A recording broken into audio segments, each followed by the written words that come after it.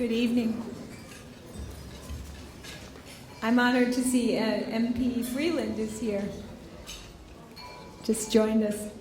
Welcome to a night of contest. This is the second annual dinner of the Calvin Coolidge Presidential Foundation in New York. And you notice the venue changed. This isn't an accident. Here you are in the lair of the plutocrats, because we are debating the plutocrats tonight, and wealth and the distribution of wealth. I can't think of any place better than to be in J.P. Morgan's hidey place.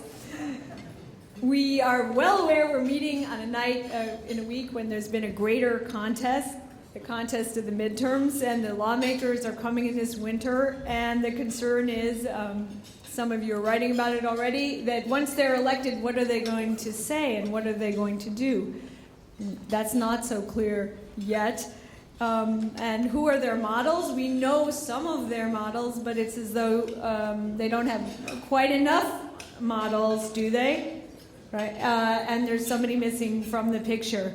We think that somebody, the model who is missing, is Calvin Coolidge, a politician different from the others.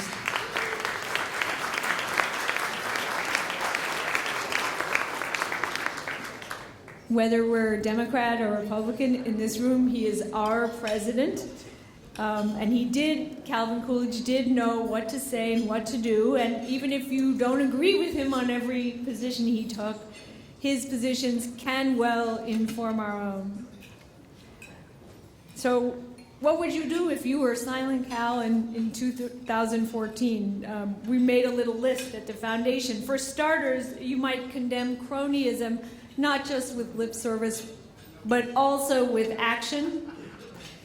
President Coolidge worried so much about cronyism. This is a man who cut the label out of his business suits and his evening suits when he gave them to the Goodwill so that no one would profiteer and commercialize the presidency. What else would you do if you were like Coolidge now? Well, you would veto frequently, when possible. Coolidge wasn't just good at vetoing, he was a regular maestro of the veto, and Isaac Stern of the veto, of the presidential veto, even before he became president. Let's pause and consider that. Even before he became president, when he wrote his father was a lawmaker up in Montpelier, he said, "It's better to kill a bad bill than to pass a good one." Ooh. And he also was quite suspicious of too many laws. Right? A few other things Coolidge thought about and might have done. Maybe he had some different models on foreign policy. He was not an automatic interventionist. He always hesitated before going overseas. That's interesting. Taxes, he was a low-tax president indeed, but he wasn't quite the modern supply-sider. And I'm going to take your time this moment to tell you a story that makes that clear. The White House always has pets. And what do they usually name the pets? Barney, Bo, right? Socks. President Coolidge got pets. He got twin lion cubs as a gift from the mayor of Johannesburg. And what do you suppose the Coolidge White House named those lion cubs? Budget Bureau and Tax Reduction. And the point of it, for Senator Gramm, we talked about this, was that they were twins, and Coolidge fed them even Steven steak all the time, right? They always had to weigh the same, and he didn't have a big lion called tax cut and a little bit, a runt called Budget Bureau. He wanted them to go together. He believed in growth, but he also believed in budgets, because good budgeting builds something that's missing nowadays: political trust. And I think Senator Gramm knows that very well. We have him with us today.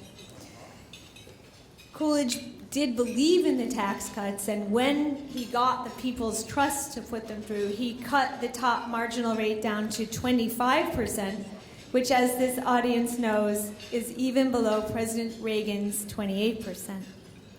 So it's quite a feat. Today, finally, we sling a lot of mud in politics. They did in the 1920s, too. You can't imagine the things they called Coolidge worm, fly, and so on, right? But he was a model of civility. It's hard to find him saying a nasty word, and believe me, I looked when I was writing the Coolidge book. He really didn't approve of Louis Brandeis and the things Louis Brandeis did and wrote. But the worst thing he said that I could ever find, even in the hidden documents, was that Coolidge thought Brandeis was not safe. So that's important for us, right? Maybe this can be a new era of civility. And what else? He stood for hard money. He was a gold standard man from almost his days in college. Short, he was a wonderful president. Our foundation is dead serious about bringing this president back to his proper rank and about setting the record of history straight so that he is accorded the respect he deserves. We think Coolidge is so good, he ought to be running in 2016. And that is why the buttons are at your table on the hat. We hope you take one along with the gold coins that are the Coolidge coin from 2014. Not quite all gold, as some of us has pointed out, but there you go. So how do we bring Coolidge back when resources are scarce? We want to do this efficiently. And one way we do it is through the media. We have our documentary film star maker, Michael Pack, here tonight. Where is Michael? Michael just completed a beautiful documentary about Admiral Rickover, very difficult subject. We think Coolidge is sort of like Admiral Rickover. I hope you get to meet Michael and to work with him. We also like to work with future multipliers, especially young people who can carry the Coolidge message. At the foundation, we've noticed that scholarships and prizes and competitions, well, people like competition a lot. And when they compete, they learn. And when they learn, they know and they tell others. So we've come to favor competition. You think of the Rhodes Scholarship in England, right? And that's a competition that has certainly done a lot for a name, right? Nobody even knows who Cecil Rhodes was or some of the less good things Cecil Rhodes did. They just know they want a Rhodes, right? So we've thought of that too, and the very competitiveness of the Rhodes is part of his charm. So I'm happy to report that our foundation in 2015 will establish our own version for undergraduates of the Rhodes Scholarship in the United States, the Coolidge.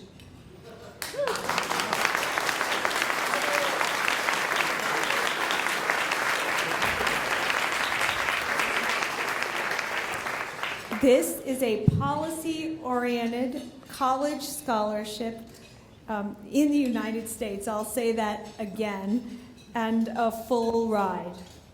Very unusual merit scholarship in the United States.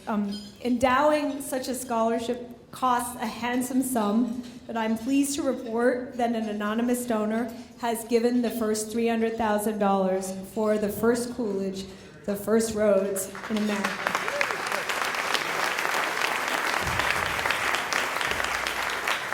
Please come and talk to us about this. We aim for 10 and help us complete this.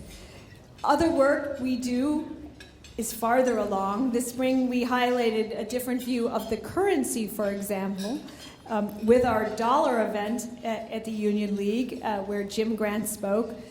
We aim to present all kinds of economic views at the Coolidge Foundation, even some that are not represented in the Council of Economic Advisors. The sponsor there was our valued partner, Marketfield Asset Management, and the Lehrman Foundation. We thank you.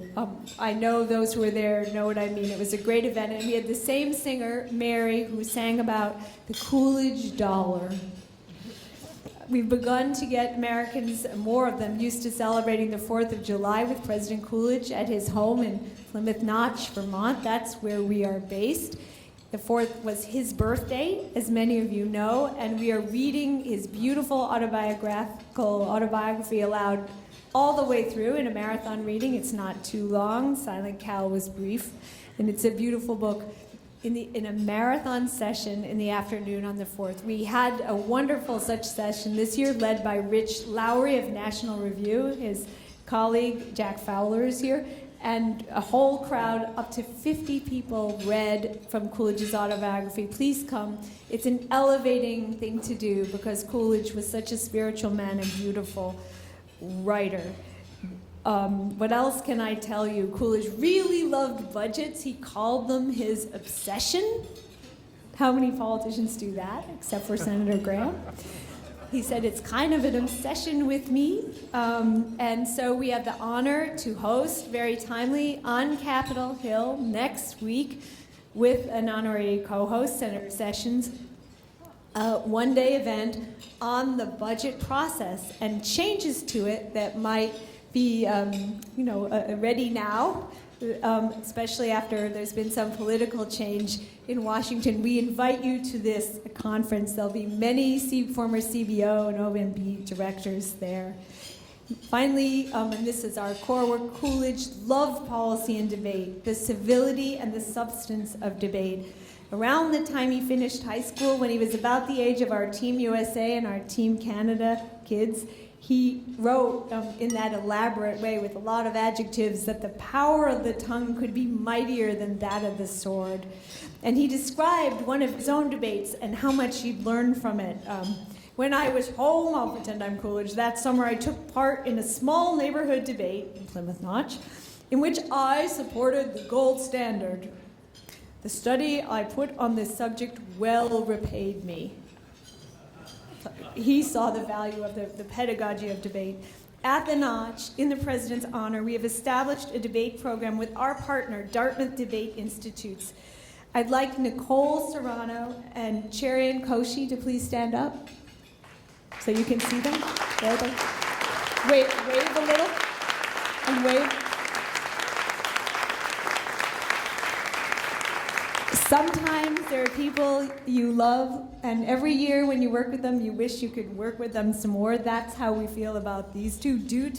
First we met Nicole, now I think 3 years ago. Due to Nicole's work with us, hundreds of young people converge on the Notch to debate economic issues the president loved, such as tariffs. He was on the wrong side of the tariff debate. Property rights, or economic growth. In June, this coming June, thanks to Cherian and his Speech and Debate Association, where Nicole now works when she isn't running the Dartmouth Debate Institutes, we're even going to host a training camp that will specialize in training candidates for Team USA and maybe even Team Canada. And we'll be bringing experts in to help these young people get ready. Tonight, we thought we'd give you a taste of what the foundation does at the Notch, because this is all summer, but some of you were not there, some were, by hosting a sample debate right here. One of Coolidge's predecessors, a different kind of president, Theodore Roosevelt, thought that wealth ought to be distributed and redistributed. Here's what TR said: "The man of great wealth owes a peculiar obligation to the state." That's what TR said. But Coolidge saw matters differently. He said, "Don't expect to help the weak by pulling back the strong." And we thought, why not argue it over? Why not in 2 rounds? So tonight, our proposition is resolved: redistribution of wealth is necessary to help the poor. First, 2 national teams, the Team USA and Team Canada, will debate. And then, on their side, the senior debaters will come for Team Canada and the affirmative, MP Chrystia Freeland, who battled much traffic and poor weather to be with us tonight, coming from Toronto. Thank you. And Senator Phil Gramm will argue the negative. We are very touched that we have these guests. You, the audience, will use your coins to judge them. And if this sounds complicated, I promise you our MC, our executive director, Matt Denhart, will come up and explain. After the debate, we will award our prizes. We have prizes for writing, too, on the same principle. There is the Coolidge Prize for Journalism and the Calvin Prize for Vermont Youth. And we're very excited about both of these. And to close the night, we'll have a bit of comment. What comes next and where Coolidge might fit into politics, Democrat and Republican, from Larry Kudlow, the television commentator. The Coolidge Foundation is not like other foundations. It's not like the Franklin Roosevelt Library. It's not like the George W. Bush Presidential Library, where Matt and I had the honor to work. We do not receive a regular flow of funds from Washington. I think President Coolidge would have liked it that way.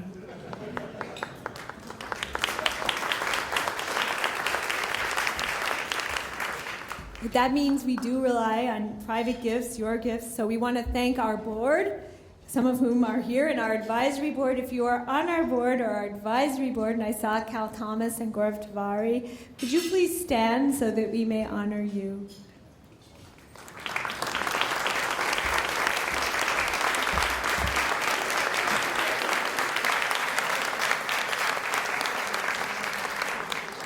We are thankful for the support of a partner of which Coolidge approved. He was a state federalist. The state of Vermont, represented tonight by our dear friend John Dunville. And which table is John at? Don't need to stand, but please wave, John. Oh, there's John, and we are so happy to have John back in the room. And finally, we'd very much like to welcome Jenny Sales Harville and her husband David Coolidge's. Are you here, Jenny? Oh, yes, there.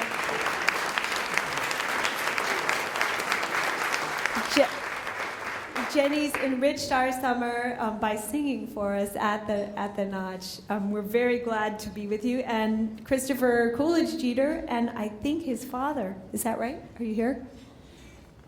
Chris?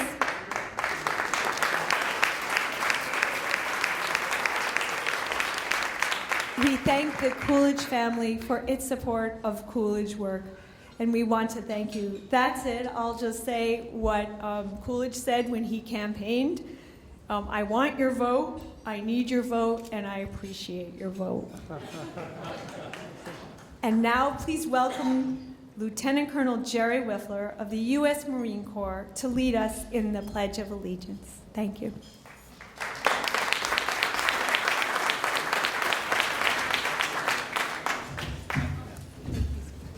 Please rise. For those of you who remember, modified position for attention, hand over your heart, heels together. I pledge allegiance to the flag of the United States of America and to the republic for which it stands, one nation, under God, indivisible, with liberty and justice for all. Thank you. Be seated.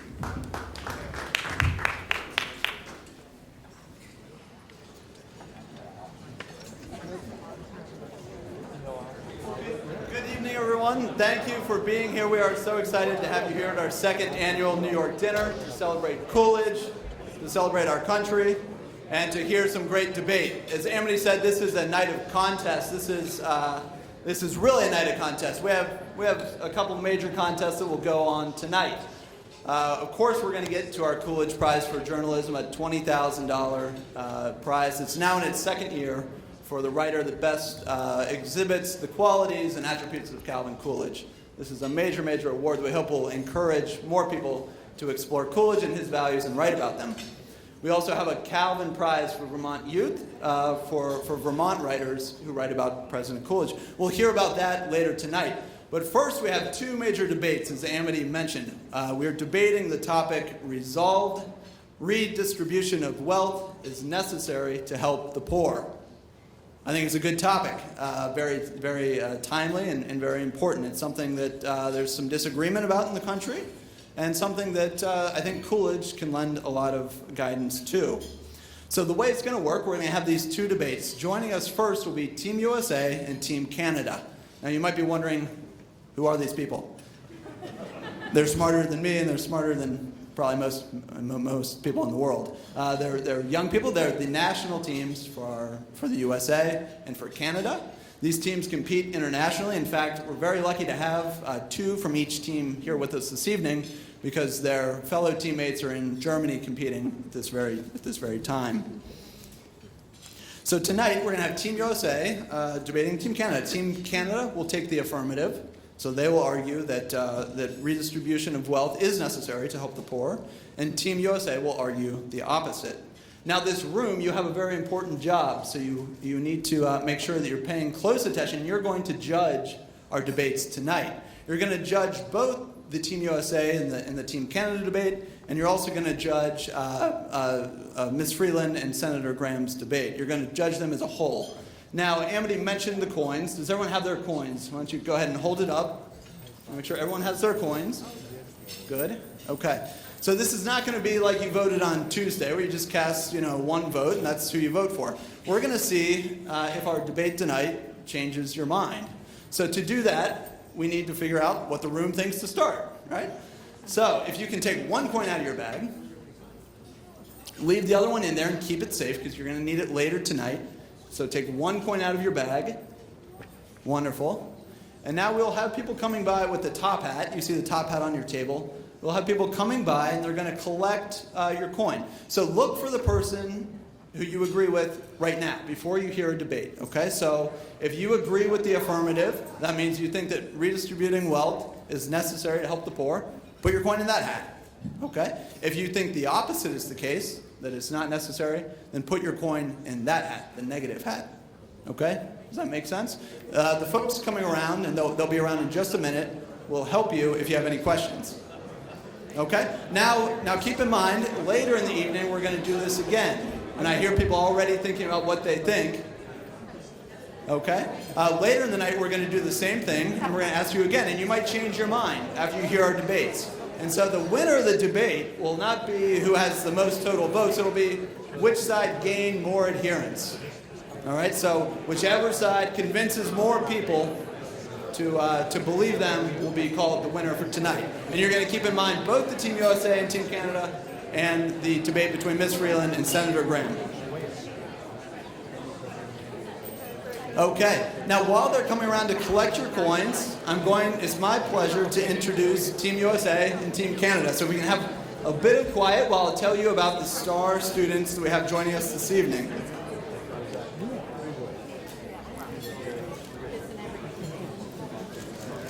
Could I ask Team Canada to come join me on the stage, please?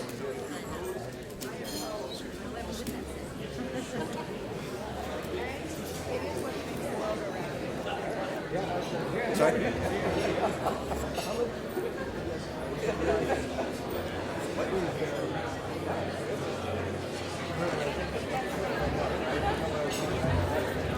Okay.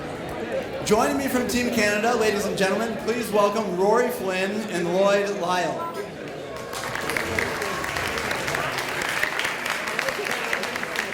Rory is a junior from Halifax, Canada. We're very privileged to have her here this evening. She's won more high school debates, ladies and gentlemen, than any other high school in Canada's history.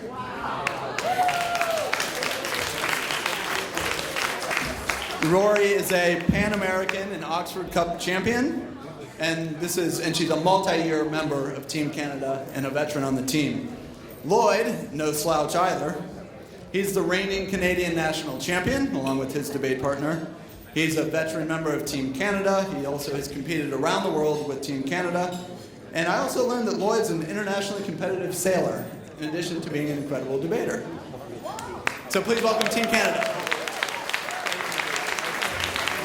Would Team USA now please join me?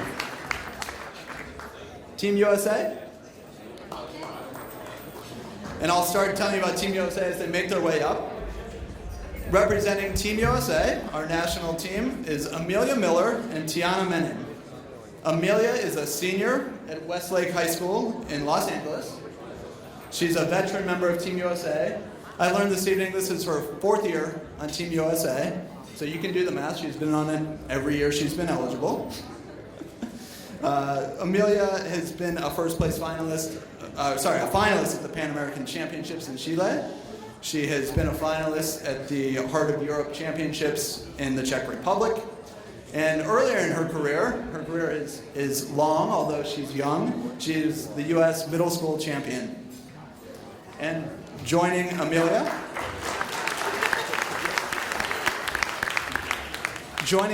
is Tiana Menon. Tiana is a senior from Grand Junction, Colorado. So we have two Westerners, and we're very happy to welcome them here east. Tiana began debating just in high school and has quickly climbed the ranks. She's a multi-year member of Team USA as well, a real veteran, and has competed in many countries around the world. So please join me in welcoming Team USA.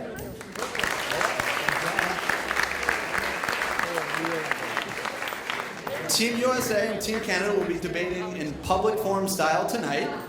They're real pros at this, so I'm going to turn the mic over to them, and you're going to hear a lively and very informed debate from Team USA and Team Canada. Team Canada will speak first, and I believe Lori Flynn is our first speaker, so welcome, Lori.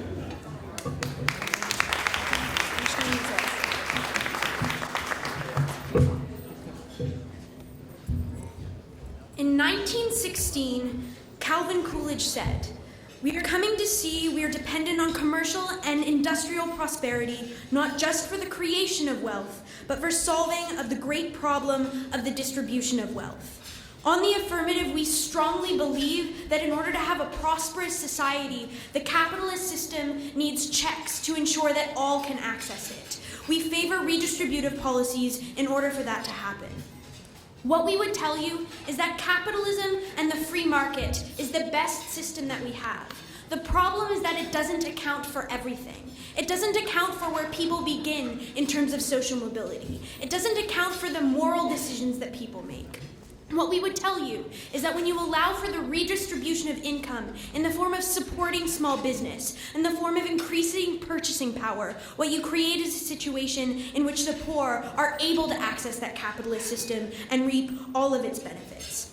The biggest inefficiency that we have is the distribution of wealth in terms of the rich people holding the vast majority of a country's wealth and the poor not holding enough. We solve that when you redistribute that wealth. Secondly, what we would tell you is that you create a lack of social stability when you allow for income inequality to exist in perpetuity. Chrystia Freeland said, she told you, that what starts as a meritocracy can very quickly become an aristocracy. When that happens, you see movements like Occupy Wall Street. You see people demanding change because they do not view a system that actually suits their need. After the 2007 recession, we saw 80% of Americans owning only 7% of the wealth. When that type of income inequality exists, you create vast political instability that is horrible for the country at large. We are very proud to affirm this motion.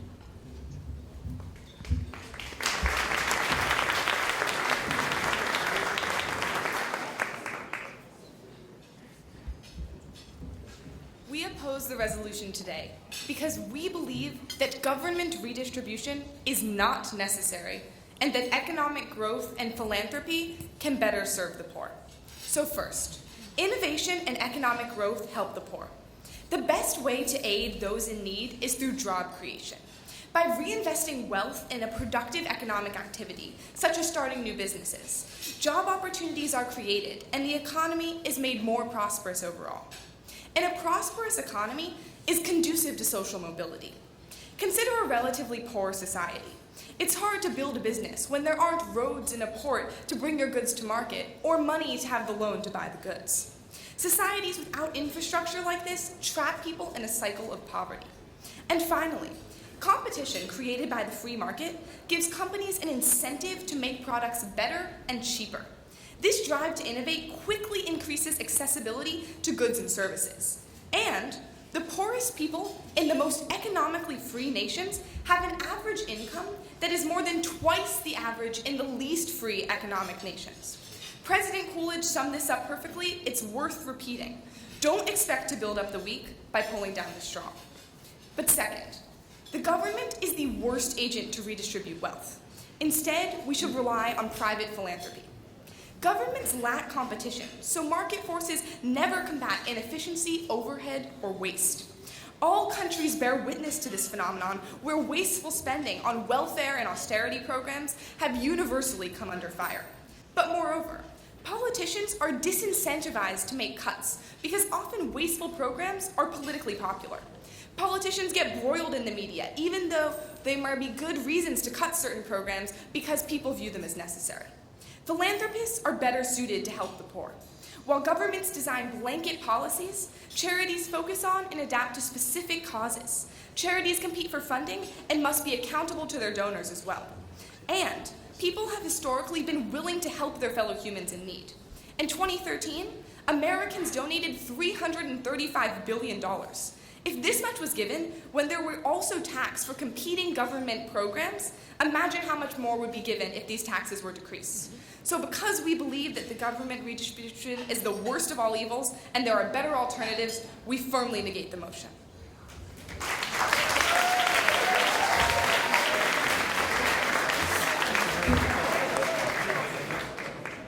Amelia, you tell us that philanthropists are the answer to solving this inequality problem. If that's the case, how do you account for when they miss specific groups of the population, when those people slip through the cracks? We believe that the redistributive programs and the status quo are so ineffective that it's as if everyone is slipping through the cracks. Take the pension program in Canada. They offer about $16,000 a year per person. But the low-income cutoff is $24,000. So people are living well below the poverty line. We believe that this is unacceptable and philanthropy can only help the situation. But Rory, you talk about how redistribution of wealth is necessary to improve economic inequality. But redistribution of wealth has had a track record of failing. So why do you believe that this will work now?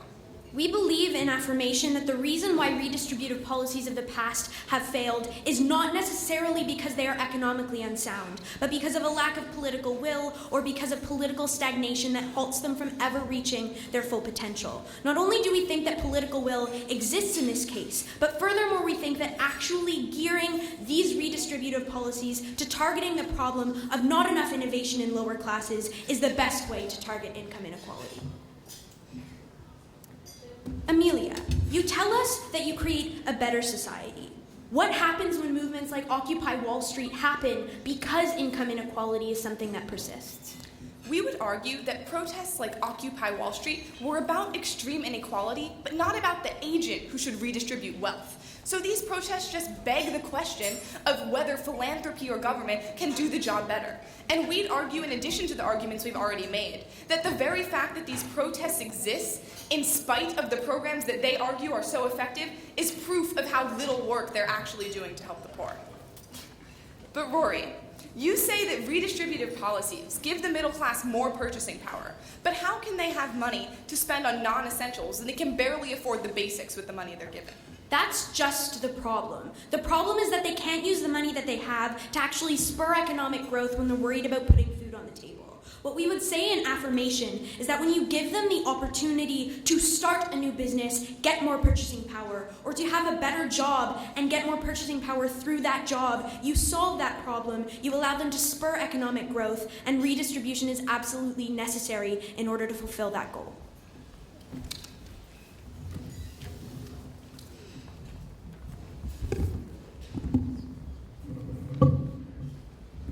Team USA today has rested their case on two contentions, and we take exception with both of them. So let's look at their first argument, and they have rested it under the assumption that the wealthy people are those who are able to wealthy people are able to generate the most job opportunities in society. So let's examine this claim and ask ourselves, which type of jobs do the wealthy actually create? So firstly, we think they're very likely to move their ventures to different countries because they're looking for cheaper labor and because they have the capital to actually move to those different countries, so they don't actually employ people at home. But even if they do employ people at home, we'd say this is not just about creating lots of jobs. What we're fighting for today is creating better jobs. Better jobs than simply minimum wage jobs, jobs that allow you to have a high quality of life. And we don't think those are the types of jobs that are created under status quo. So now let's examine the second claim from Team USA, where they tell us philanthropists are actually the actor that are best suited to redistribute wealth. Three responses. Firstly, we tell you that when philanthropists give out handouts, we get a Samaritan's dilemma. Because some people might use it constructively, but we think that many more people are actually going to learn to become reliant on these handouts, and that's a serious issue.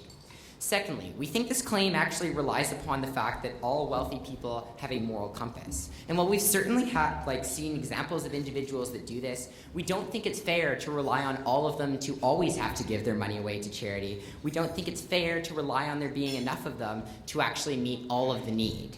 And then finally, we recognize that this problem impacts everyone. Because when we see social instability, as Rory talked to you about, all of society pays the price.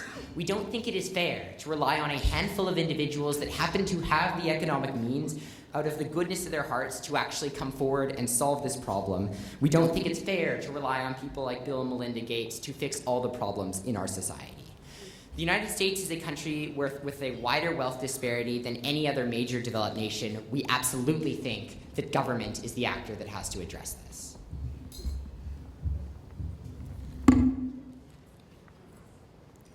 Our opponents seem to foolishly believe that individuals make bad decisions, but if you put 535 of them in a building and wrap them up with a red bow of bureaucracy, they suddenly make great decisions.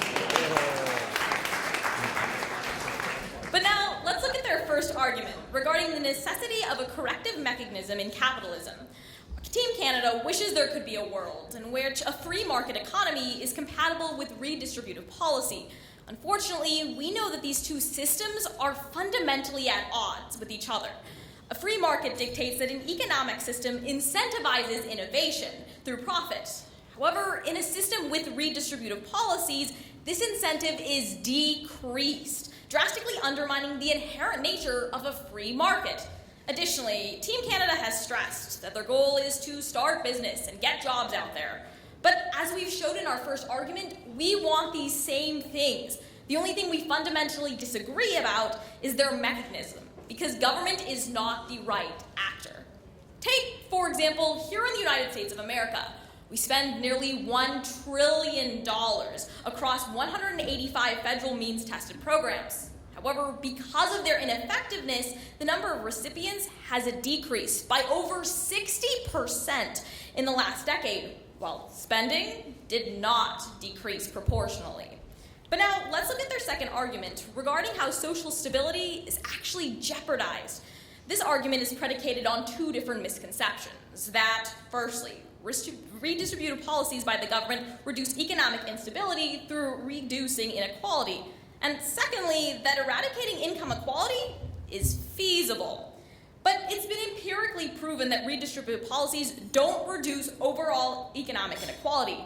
And to examine this phenomenon, we must look to the Gini coefficient here in the United States, where redistributive spending has increased, but our Gini coefficient has increased as well, indicating that income inequality has gotten worse, not better, with this extensive spending. Additionally, eradicating income equality is not feasible. Look at Russia and China. We all know how that turned out. And because we agree with Coolidge that collecting taxes that more than necessary is legalized robbery, we strongly negate today's motion.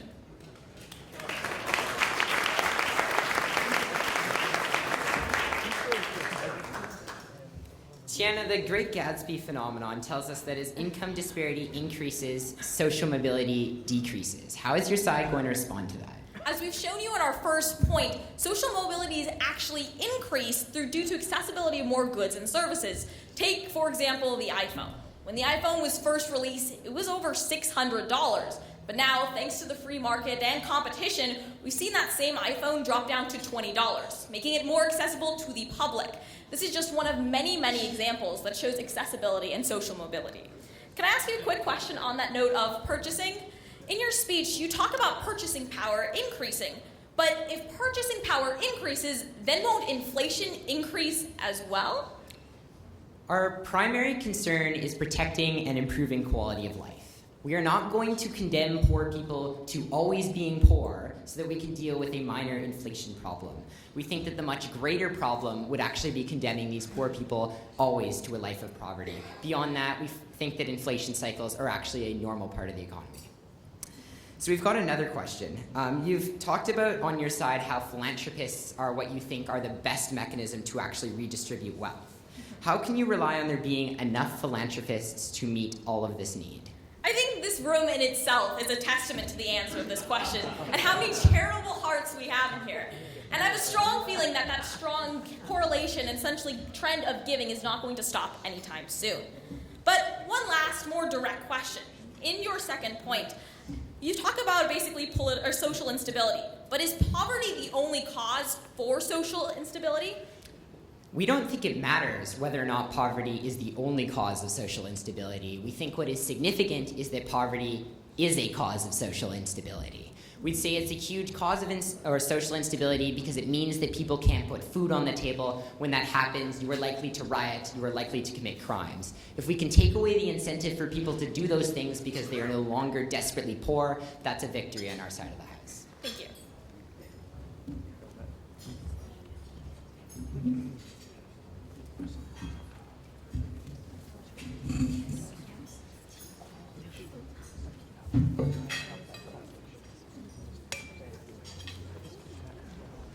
Perhaps this room is a testament to how many people are willing to give, but it is not a testament for the wealthy in perpetuity having to bear the brunt of the responsibility of society's woes. In affirmation, what we believe is that the government, the body designed to take care of collective action problems, is the body destined to deal with this inequality issue. I want to ask a couple of questions. How do you get jobs? How do you get the best jobs? And who is the best at providing them? On side affirmative, we don't believe that the best jobs are the ones that are always created by the wealthy. We want jobs that are domestic. We want jobs that allow people to have a living wage. But furthermore, we want to allow people to create their own jobs. We want to support small business. We want to support innovation in that scale. Side negative falsely lies their case in the idea that as affirmative, we oppose the free market system. We don't. In fact, what we would tell you is that when you allow for everybody to have the purchasing power to access that system, you increase innovation. Furthermore, what we would tell you is that when you have a system that allows for less inequality, and therefore less rioting, less crime, and less problems in that vein, you have a system that is more free to develop economically. You have a system that is more just in terms of the developments that we do achieve. And that is something that we are extremely happy with on side affirmative.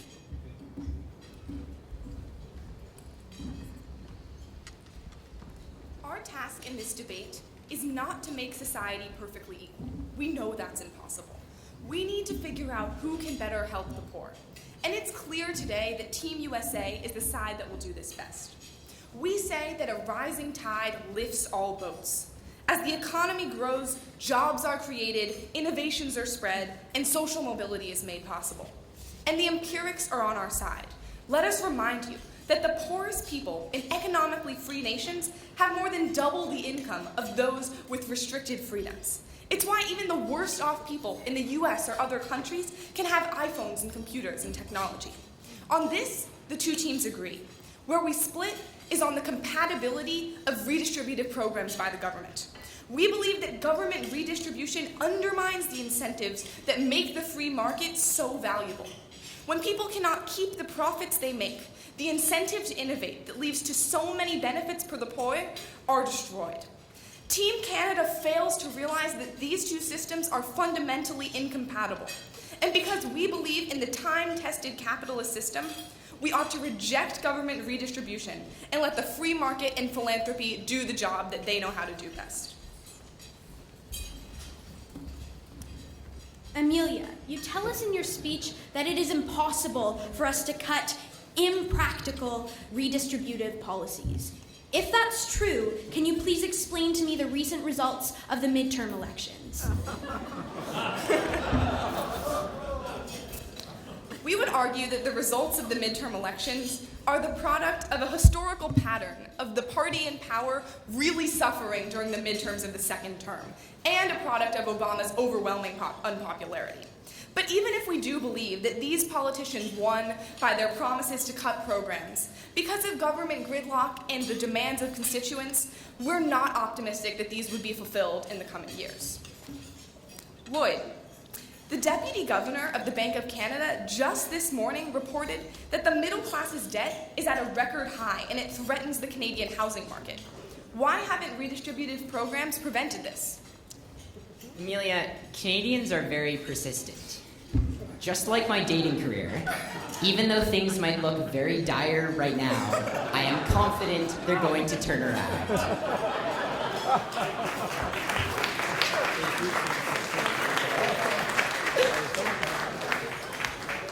Tiana, charities don't always prioritize resources towards the most in-need areas. How does your side respond to that?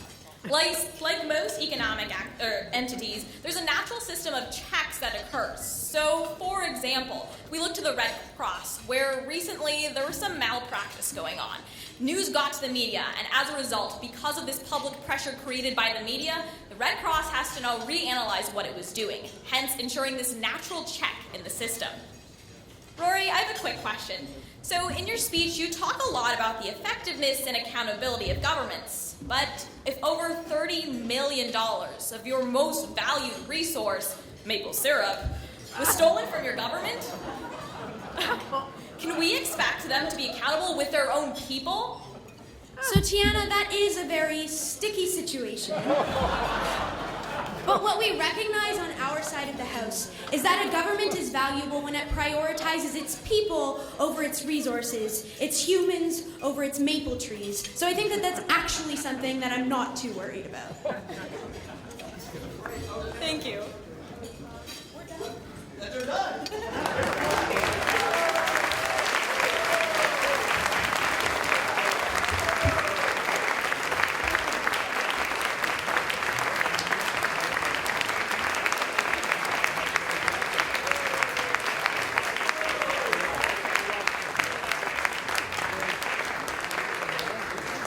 Well, thank you. It's now halftime. It's our night of contest, and it's halftime of the contest. You should be getting your entrees if you don't have it already. We hope you'll enjoy your dinner. When we come back, we'll have Senator Phil Gramm and MP Chrystia Freeland in round 2.